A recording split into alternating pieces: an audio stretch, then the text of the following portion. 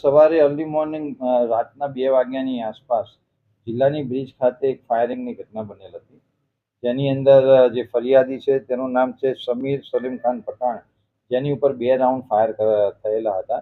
આ અનુસંધાને કેમ એની પર ફાયરિંગ થયું છે તે હજી સ્પષ્ટ થયેલું નથી, પરંતુ જે ફરિયાદ તેણે આપેલી છે તેમાં જે 2 બાઇક ઉપર કુલ 4 ઇસમો આવેલા હતા, જેમાંથી 3 ઇસમોને ફરિયાદી ઓળખી બતાવેલ છે, જેથી 3 ઇસમો વિરુદ્ધ નામજોગ ફરિયાદ કરેલી છે અને ચોથો ઇસમ અજાણ્યો ઇસમ બતાવેલો છે.